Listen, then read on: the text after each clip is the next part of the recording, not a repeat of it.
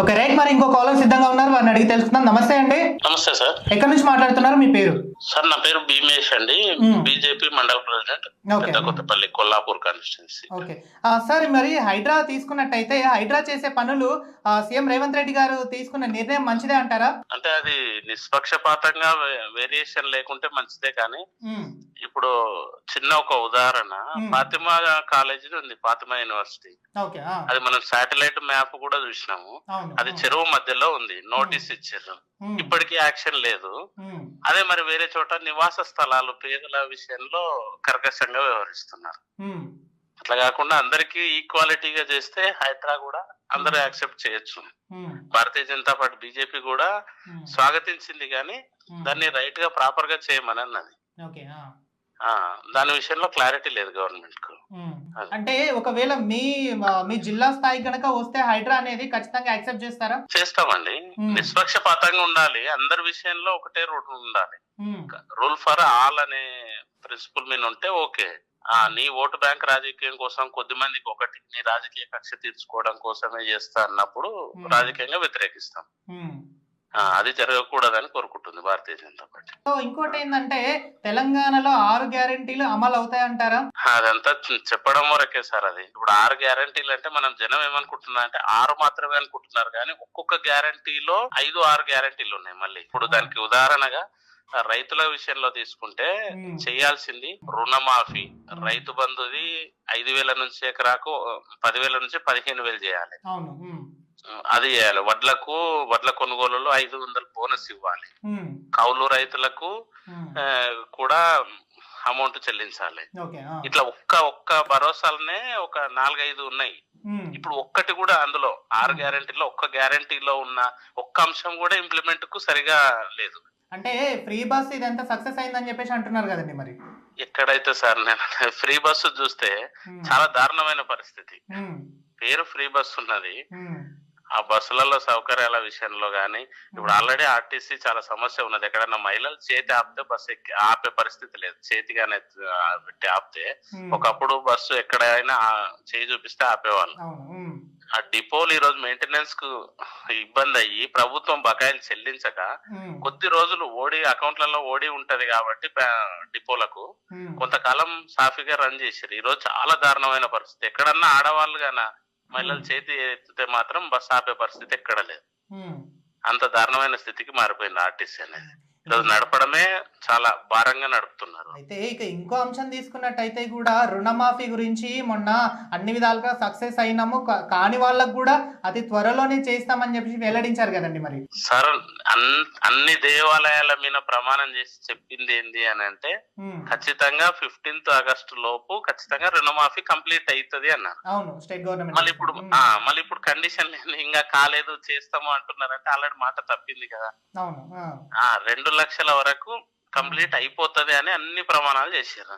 ఈ రోజు కాలేదు, కాని వాళ్ళకు కూడా చేస్తాము అంటున్నారు అంటే ఆల్రెడీ తప్పిండ్రు కదా. మనకు క్లియర్ కనబడుతూనే ఉంది. ఇప్పటికి కూడా ఒక్క రేషన్ కార్డులో లేని వాళ్ళకు కొద్ది మందికి మాత్రమే నేమ్స్ ఇచ్చారు, కానీ ఇంకా చాలా మంది రేషన్ కార్డు లేని రైతులు ఉన్నారు. ఇంకా అది కాక కూడా 2 లక్షల పైబడి లోన్ ఉంటే వాళ్ళకి 2 లక్షల వరకైనా చేయాల్సిన బాధ్యత ప్రభుత్వానికి ఉంది ఇచ్చిన మాట ప్రకారం. అది ఇప్పటికి లిస్ట్ లేదు, దాని ప్రాసెస్ లేదు. అట్లా చాలా విషయాల్లో ఉంది. ఓన్లీ క్రాప్ లోనే జరుగుతుంది. ఇప్పుడు సొసైటీలలో తీసుకున్న లోన్ కూడా అగ్రికల్చర్ లోనే, కిసాన్ క్రెడిట్ కార్పొరేట్ తో తీసుకున్న లోన్ కూడా అగ్రికల్చర్ కొరకు తీసుకున్నదే. వాటి విషయంలో కూడా ఈ నిమిషానికి కూడా క్లారిటీ లేదు. ఓన్లీ క్రాప్ లోన్ మాత్రమే, అది కూడా కొద్ది మందికి మాత్రమే కంప్లీట్ అయింది. ఆల్రెడీ కేసీఆర్ టర్మ్ లో కొద్ది మంది పెండింగ్ లో ఉన్నాయి, కొద్ది మందికి పూర్తి కాలేదు. కాని వాళ్ళ లోను రెన్యువల్ కాలేదు లాస్ట్ 5 years టర్మ్ లో. మరి వాళ్లకు ఆల్రెడీ కేసీఆర్ రుణమాఫీ రాలేదు, ఇప్పుడు రేవంత్ రెడ్డి గారు రుణమాఫీ కూడా రాలేదు. మరి అట్లాంటి వాళ్ళది ఏంది పరిస్థితి అనేది కూడా క్లారిటీ లేదు. నష్టపోయేది ఒక రైతులే అంటారు. అయితే ఖచ్చితంగా రైతులే నష్టపోతున్నారండి. మళ్ళీ రైతులే వచ్చి ముందుకు చెప్తున్నారు కదండి, మాకు రేవంత్ రెడ్డి గవర్నమెంట్ వచ్చిన తర్వాతనే అన్ని మంచిగా జరుగుతున్నాయని చెప్పేసి కొంతమంది పేపర్లలో టీవీలలో కూడా చూస్తున్నాం కదండి. అది మరి నిజం కాదంటారా? కొద్దిమంది వస్తారు సార్, ఎందుకంటే అది కొద్ది మందికి జరిగింది కదా. జరిగిన రైతు వచ్చి నాకు జరిగింది సంతోషం అని అంటారు, కానీ జరిగిన రైతుల సంఖ్య నెంబర్ ఆఫ్ ఎక్కువ ఉన్నది కదా. అన్యాయం జరిగిన రైతుల దగ్గర కూడా వెళ్ళాలి, వాళ్ళ మాట కూడా వినాలి కదా. ఇప్పుడు జరిగిన వ్యక్తి సంతోషపడతాడు, ఓకే దాన్ని యాక్సెప్ట్ చేద్దాం, మరి జరిగిన రైతుకు కూడా జరగాలి కదా. దానికి ఇచ్చిన మాట డెడ్ లైన్ కూడా కంప్లీట్ అయ్యింది కదా. మరి ఎక్కడ రైతుకి ఈ రోజు చేసింది ఏం లేదండి, కొద్ది మందికి ఇట్లా వచ్చింది అని కంప్లీట్ చేసుకున్నారు తప్ప రైతు విషయంలో రైతు భరోసాగాలే. ఇప్పుడు రైతు బంధు యాక్చువల్ గా సీజన్ కంటే ముందు పడుతుండే అండి, ఇప్పటికి రానే లేదు, అది ఆపేసారు కదా. దాని విషయంలో ఇప్పటికి ఏంది స్టేట్మెంటే లేదు, ఎప్పుడు ఇస్తారో కూడా క్లారిటీ లేదు. రుణమాఫీ పెండింగ్ ఉంది, రైతు బంధు అట్లే ఉంది. రైట్, మరి గత ప్రభుత్వానికి ఈ ప్రభుత్వానికి ఏం తేడా అంటారు? అయితే ఏం తేడా లేదండి, దానికంటే ఇంకా దారుణంగా ఉన్నది. ఇప్పుడు మా ప్రాంతంలో చూసుకుంటే మా కొల్లాపూర్ లో జూపల్లి కృష్ణారావు గారు గత 35 సంవత్సరాల నుంచి వారే ఉన్నారు. ఒక 5 ఇయర్స్ మాత్రమే హర్షవర్ధన్ రెడ్డి గారు ఉన్నారు. పర్టికులర్ గా మా మండలానికి వస్తే పెద్ద కొత్తపల్లి మండలం మాది. అసెంబ్లీ మొత్తం ఓటింగ్ లో 25% ఓటింగ్ ఉండే మండలం, 50,000 జనాభా ఉంటది. పెద్ద మండలము, 28 గ్రామ పంచాయతీలు ఉన్నాయి, 9 హై స్కూల్స్ ఉంటాయండి, 700 మంది విద్యార్థులు 10th క్లాస్ అయిపోతుంది గవర్నమెంట్ స్కూల్స్ లో. ఇప్పటికి కూడా గవర్నమెంట్ జూనియర్ కాలేజీ లేకుండే, లాస్ట్ ఇయర్ వచ్చింది. ఈ అకాడమిక్ ఇయర్ దాన్ని స్టార్ట్ చేయండి అని చాలా సార్లు కొట్లాడినా నేను మా టీం కలిసి కొట్లాడితే లేట్ గా ఆలస్యంగా జూలైలో ప్రారంభం చేశారు. ప్రారంభం చేస్తే వచ్చిన అడ్మిషన్లకు ఈ నిమిషానికి కూడా ఇప్పుడు సెప్టెంబర్ వచ్చింది, ఇప్పటికి కూడా ఒక్క సింగిల్ ఫ్యాకల్టీని కూడా ఇవ్వలే. ఎట్లుంటారండి విద్యార్థులు? 47 మంది అడ్మిషన్ అయినాయి, ఒక్క ఫ్యాకల్టీని కూడా ఇవ్వలేకపోయిండు. ఇన్ని సంవత్సరాలు మరి ఎందుకు నెగ్లిజెన్సీ చేశారంటారు? మరి అంటే వాళ్ళకి ఏముందంటే ఓటు బ్యాంకు డబ్బులు ఖర్చు పెట్టొచ్చు, గెలవచ్చు అనేది ఉంది, కానీ ఈ ప్రాంతం అభివృద్ధి చెందాలంటే విద్య, వైద్యము, రవాణా కావాలి. ఇవి వస్తే ఈ ప్రజలు చైతన్యవంతం అయితే వీళ్ళని ఎన్నుకోరు అనేది వీళ్ళ భావన. అంటే పేదరికంగా ఉంటేనే. అంటే ఇంకోటి మీరే అన్నారు కదండి, గత 30 సంవత్సరాల నుంచి కూడా గౌరవ జూపల్లి కృష్ణారావు గారు ఉన్నారు అని చెప్పేసి, మరి ఈ 30 సంవత్సరాల్లో కొల్లాపూర్ అభివృద్ధి అనేది ఏ విధంగా నోచుకోలేదంటారా? నోచుకోలేదండి, ఇప్పటికి కూడా నేను అనేది వారు ఒక్క సీఎం పోస్ట్ తప్ప రాష్ట్రంలోని అన్ని పెద్ద పదవులు అనుభవించారు. ఎమ్మెల్యే అయినరు, మంత్రి అయినరు, చాలా సార్లు మంత్రిగా ఉన్నారు. కానీ తన ప్రాంతానికి వస్తే ఇప్పటి కూడా వర్షం వస్తే రోడ్లు దాటనికి రాని వాగులు చాలా మట్టుకున్నాయి. ఎందుకు ఉంటదండి ఇంత పరిస్థితి? ఇంత టర్మ్ లో అంత పెద్ద నాయకుడు, రాష్ట్రంలో రాజకీయాలను శాసించే నాయకుడు తన ప్రాంతం అభివృద్ధి ఎందుకు నోచుకోవట్లేదు? విద్యా వ్యవస్థలో దారుణమైన పరిస్థితి. ఇదే మా మండలంలో 50,000 జనాభాకు ఒక హాస్పిటల్ ఉండదు అండి, చిన్న పిహెచ్సి సెంటర్ ఉంది. అంటే చిన్న జ్వరము వస్తే చూపించుకోను కానీ ఒక సింగిల్ డాక్టర్ ఉంటారు అంతే. 50,000 జనాభాకు మనం హెల్త్ కు ఇస్తున్నది ఇంత ప్రియారిటీ ఎక్కడ ఉందండి? ఏం డెవలప్మెంట్? రవాణా వ్యవస్థ చూస్తే ఇంకా దారుణం. మీరు కోడేరు మండలము, అట్లా పానగల్ మండలం, వీపనగండ మండలం చూస్తే ఇప్పటికి కూడా ఇంత టెక్నాలజీ పెరిగినాక కూడా నీకు పోలేని పరిస్థితి. మరి మీరు ఏం చేస్తున్నారంటే మంత్రి గారి దృష్టికి ఎప్పుడు తీసుకెళ్లలేదా? మరి మీరు తీసుకెళ్లినా స్పందించేంత స్థితి లేదు సార్, ఆయన చూసి దాటేయడం తప్ప. లేకపోతే ఇంకా ఏదన్నా అన్ని మండలాలలో ఉంది సమస్య. ఈ కొల్లాపూర్ నియోజకవర్గంలో దారుణంగా ఉన్నది. ఇప్పుడు కల్వకుర్తి లిఫ్ట్ ఇరిగేషన్ మా నుంచే పోయిందండి, మా నుంచి ప్రారంభమైంది. మా ప్రాంతం కూడా సంక్షేమం జరగాలి నీళ్లు.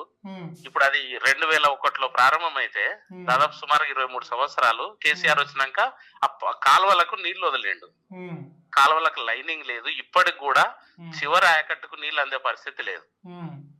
23 ఏళ్ళు అయినా కూడా కాలువలకు లైనింగ్ లేదు సార్. ఎట్లా నీళ్లు పారుతాయి రైతులకు? వాళ్ళు ఆల్రెడీ కుంటల వెనుక పాత మాగానే ఇంతకు ముందు వారుతున్న ఆయకట్టే, జస్ట్ కుంటలకు నీళ్లు ఇస్తున్నారు. ఇప్పటికి కూడా మిట్ట పొలాలకు నీళ్లు ఇచ్చే పరిస్థితి లేదు, కాలువలకు లైనింగే లేదు. అది అట్లా పెండింగ్ ఉండగానే పాలమూరు రంగారెడ్డి స్టార్ట్ చేశారు. కల్వకుర్తి లిఫ్ట్ ఇరిగేషన్ కు మా ప్రాంత భూములే పోయినాయి, మిషన్ భగీరథకు మా ప్రాంత భూములే పోయినాయి, పాలమూరు రంగారెడ్డికి మా ప్రాంత భూములే పోయినాయి. ఈ రోజు కూడా మా ప్రాంత తెలియదంటారా సార్? మంత్రి గారికి ఇవన్నీ తెలియదంటారా? తెలుసు సార్, తెలుసు, కానీ ఏం చేయాలి, డబ్బులు లేవు ప్రభుత్వంతోని. ఓకే. వాళ్ళు వాళ్ళ కడుపులు నింపుకుంటున్నారు తప్ప ప్రభుత్వంతో డబ్బులు లేవు, చేసే పరిస్థితి లేదు. ఇప్పుడు నేను చెప్పిన జూనియర్ కళాశాలకు చిన్న లెక్చరర్స్ వేరేతో నుంచి అరేంజ్ చేసిండ్రు. వేరే దగ్గర నుంచి వచ్చిన లెక్చరర్ చెప్పడానికి ఫెసిలిటీ, వాటర్ ఫెసిలిటీ గానీ వాళ్ళకి బాత్రూమ్ ఫెసిలిటీ గానీ కూడా లేదు. చిన్న వాటర్ ఫెసిలిటీ ఇచ్చే ప్రభుత్వంతో డబ్బులు లేవు. 1,00,000 రూపాయలు అరేంజ్ చేసే పరిస్థితి లేదు ప్రభుత్వంతో. ఇంత పెద్ద మంత్రులు ఉన్నారు, ఇంత ఉన్నది. చాలా దారుణమైన పరిస్థితి సార్. ప్రాంతం మీద చిత్తశుద్ధి లేదు. సరే ఓకే, గత 30 సంవత్సరాల నుంచి గౌరవ జూపల్లి కృష్ణారావు గారు ఉన్నారు, ఆ తర్వాత ఒక 5 years గౌరవ హర్షవర్ధన్ రెడ్డి గారు ఉన్నారు అని. మరి హర్షవర్ధన్ రెడ్డి గారి హయాంలో ఏం జరగలేదంటారా? జరిగిన కొన్ని కూడా నేను అనేది అది మీనని అప్పుడు కూడా వీరున్నారు. నేను అనేది వీరు అధికారంలోనే ఉన్నారు జూపల్లి గారు. అప్పుడున్నది టిఆర్ఎస్ పార్టీలోనే. నేను అనేది ఎక్కువ జూపల్లి గారిని ఎందుకు అంటున్నానంటే వారు మొత్తం అధికారంలోనే ఉన్నారు. గత టర్మ్ లో హర్షవర్ధన్ రెడ్డి గారు గెలిచినా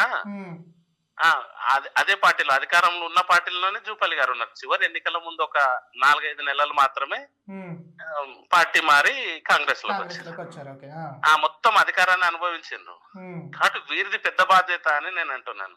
ఎందుకంటే హర్షవర్ధన్ రెడ్డి గారు సాధారణ ఎమ్మెల్యేగా ఉన్నారు, వీరు మంత్రిగా ఉన్నారు, టాప్ మినిస్టర్స్ అన్ని చేసారు, ఎక్సెప్ట్ సీఎం అన్ని అనుభవించారు. వాళ్ళు అనుభవించారు కానీ ఈ ప్రజలకు కూడా జరగాలి కదా సార్. ఈ రోజు సీఎం రేవంత్ రెడ్డి గారు గెలవంగానే తన సొంత నియోజకవర్గం కొడంగల్కి గాని, తన సొంత ఊరికి కొండారెడ్డిపల్లెకి గాని ఎంత అభివృద్ధి చేస్తున్నారు సార్.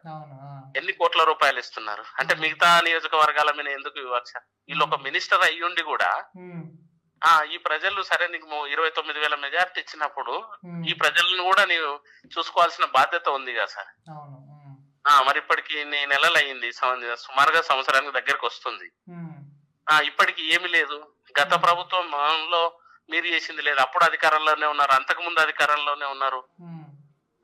ఇక్కడ జరుగుతున్నది ఏం లేదు. ఎన్నికలటప్పుడు డబ్బులు పెట్టాలి, జనాలను ప్రలోభాలకు గురి చేయాలి, రాజకీయంగా ఎవరైనా వ్యతిరేకిస్తే వాళ్ళను ఏదో కేసులో ఇరికియాలి, హింసించాలి, ప్రతి లీడర్ను మన వైపు తిప్పుకోవాలి, భయానికో గురి చేసి అభివృద్ధి చేయడం కాదు. అభివృద్ధితో ఇవన్నీ జరుగుతున్నాయి అంటారు అయితే ఇప్పటికీ? ఖచ్చితంగా జరుగుతున్నాయి సార్. మా నియోజకవర్గంలో అయితే చాలా దారుణంగా ఉన్నది. ఎన్నికల రోజు మా మండలంలో తన కాంగ్రెస్ నాయకులే దళితుల మీద దాడి చేస్తే ఈ రోజు వరకు కూడా వారి మీద చర్యలు తీసుకోవట్లేదు. అట్రాసిటీ కేసు అయింది వాళ్ళ నాయకుల మీదనే, ఈ రోజు కూడా చర్యలు తీసుకోవట్లేదు. మరి ఫైనల్ గా మీరు ఏమంటారు? చివరి మాట మీరు ఏమంటారు? అంటే ఇట్లే పోతే ప్రజల ఆగ్రహాన్ని చూడాల్సి వస్తది. ఇప్పటికైనా 4 సంవత్సరాల సమయం ఉంది ఇంకా ప్రభుత్వము. మీ ప్రభుత్వానికి భరోసానే ఉంది కదా. కాబట్టి ఇప్పటికైనా గుర్తించండి, ప్రజలకు పని చేయండి. ప్రజల ఆగ్రహాన్ని చూసినప్పుడు అన్ని కొట్టుకుపోతాయి. సరే కొంతకాలం అంగబలము, ఆర్థిక బలం ఉన్నప్పుడు మీది నడుస్తుందేమో గాని ప్రజల ఆగ్రహం ఉవ్వెత్తున లేచినప్పుడు ఇవన్నీ ఏవి తట్టుకోవు. కాబట్టి ఇప్పటికైనా దృష్టి పెట్టి అభివృద్ధి చేయండి అని రిక్వెస్ట్ చేస్తాం. Okay sir, thank you so much మీ అభిప్రాయాన్ని తెలియజేసింది. ఓకే రైట్, మరి ఇంకో కాలర్